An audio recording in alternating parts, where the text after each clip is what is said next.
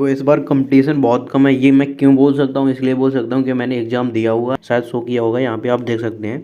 इसमें मैंने कितना स्कोर किया था, तो मेरा स्कोर रहा था कि जो टोटल 70 नंबर में से मेरे 53 मार्क्स आए थे, ठीक है, आउट ऑफ 70। तो ये कोई ज़्यादा वैसे फेंकने वाली बात नहीं और कुछ नहीं, मैं केवल इसलिए बताना चाहता था कि ये नहीं है कि आप ये समझें कि कोई भी आके ऐसे ये वीडियो बना के चला जा रहा है। मैं अपनी मेहनत के साथ इस एग्ज़ाम को क्रॉस कर चुका हूँ, मतलब इसको पास किया हुआ है। तो मैं आपको एक सलाह दे सकता हूँ आपका बड़ा भाई होने के नाते, ठीक है। तो इस बार मैं क्यों बोल रहा हूँ इतनी कम कंपटीशन है, इसलिए बोल रहा हूँ कि इस बार फॉर्म जो भी अप्लाई हुए हैं तो बहुत कम अप्लाई हुए हैं, क्योंकि इस बार जो वैकेंसियाँ हैं वो कुछ बढ़ जाएंगी। क्यों बढ़ जाएंगी? क्योंकि इसका जो 2024 का बैच था और जो 2025 का फर्स्ट बैच था, दोनों को मर्ज कर दिया गया है।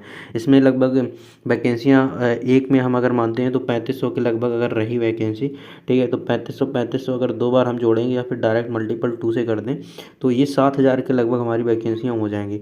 और जहाँ पे 7000 वैकेंसियाँ, वहाँ पे इतनी कम फॉर्म अप्लाई होने का मेन रीज़न है कि मतलब कंपटीशन कम होगा। जैसे कि पहले कट ऑफ जाती थी 44 या ऐसी 44 से 43, वहाँ पे अब एक्स ग्रुप की जा रही है 22 नंबर कट ऑफ। तो ये क्या है, कंपटीशन कम हुआ है। तो इस वीडियो में बात करेंगे कि कितने फॉर्म अप्लाई हुए हैं लगभग और कितनी कंपटीशन है, कब एग्ज़ाम होना है, इसके बारे में सारी जानकारी देंगे। इसके अलावा आप हमें फॉलो कर सकते हैं, क्योंकि मैं यहाँ पे आपको जिस तरीके की भी दिक्कत है आप बता सकते हैं, और यहाँ पे मैं इंपॉर्टेंट कंटेंट आपको प्रोवाइड कराऊंगा किस चीज़ से रिलेटेड। जो भी मेन टॉपिक हैं, जैसे कि कोई टॉपिक आपको नहीं समझ आ रही, इंग्लिश नहीं समझ आ रही है, तो मोस्ट इंपॉर्टेंट आपको 100 सिनोनिम देंगे जो कि आप कर लेंगे। वो प्रीवियस ईयर होंगे, ठीक ना, PYQ मतलब प्रीवियस ईयर जो पहले क्वेश्चन पूछे गए।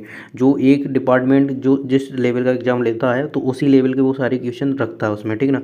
तो ये नहीं है कि आप SSC लेवल या और हाई लेवल का UPSC लेवल का पढ़ के इस चीज़ की तैयारी कर रहे हैं, तो ये आपके लिए यूजलेस होगा, ठीक ना। तो आपको अपनी लेवल की तैयारी करनी है। इसके अलावा अब बात करते हैं कितने फॉर्म अप्लाई हुए। तो पहले थी लास्ट डेट कितनी, 6 तारीख, ठीक, 6/2/2024 इतनी थी, ठीक। इस तारीख तक आपको फॉर्म अप्लाई करने थे, लेकिन उन्होंने देखा इतने कम अप्लाई हुए, लगभग 1,80,000 के ही लगभग फॉर्म अप्लाई हुए थे। तो उन्होंने कहा कि इतने फॉर्म अगर अप्लाई होंगे तो कहाँ पहले आती थी वैकेंसियाँ 2-3 हज़ार, ठीक है, 3,000 वैकेंसी के लिए कितने बच्चे फाइट करते थे, 8 लाख 7-8 लाख बच्चे फॉर्म अप्लाई करते थे, ठीक है। अब इतने बच्चे कहाँ अप्लाई करते, तो उसमें से हमें 3,000 बच्चे छांटने हैं।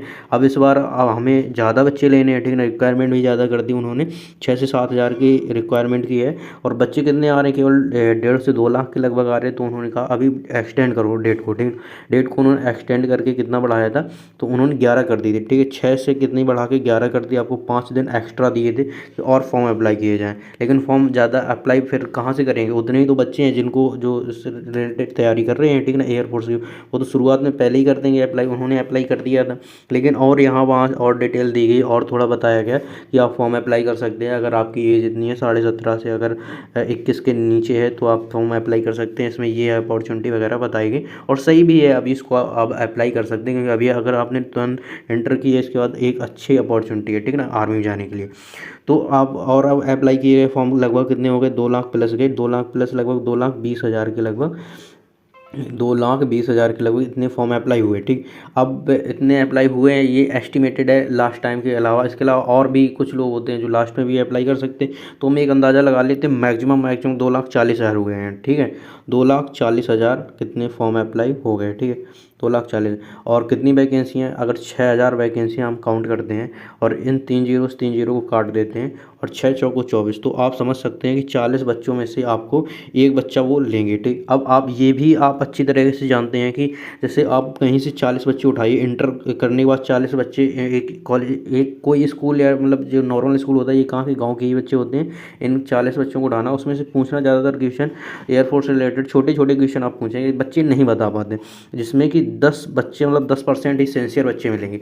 मतलब समझ रहे हैं कि 40 बच्चे में 30 बच्चे तो ऐसे होंगे जिनसे आप अगर पूछ दोगे कि बहुत सारी छोटे छोटे से क्वेश्चन ही पूछ दोगे कि साइन एक्स का अवकलन समाकलन किसमें माइनस होता है, जैसे ऐसे ये क्वेश्चन पूछ दिया, ठीक है, ट्रिग्नोमेट्री इसी से अवकलन से समाकलन से कि साइन एक्स का अगर बताओ समाकलन कॉस एक्स, ठीक है, और साइन एक्स का अवकलन भी कॉस एक्स होता है, ठीक है। तो कौन में माइनस होता है, इसमें माइनस होगा या फिर इसमें माइनस होगा, तो बच्चा इसी में ही डाउट में आ जाएगा, और यहीं डाउट हुआ ऐसी क्वेश्चन पूछे 1 नंबर उसका कट जाएगा।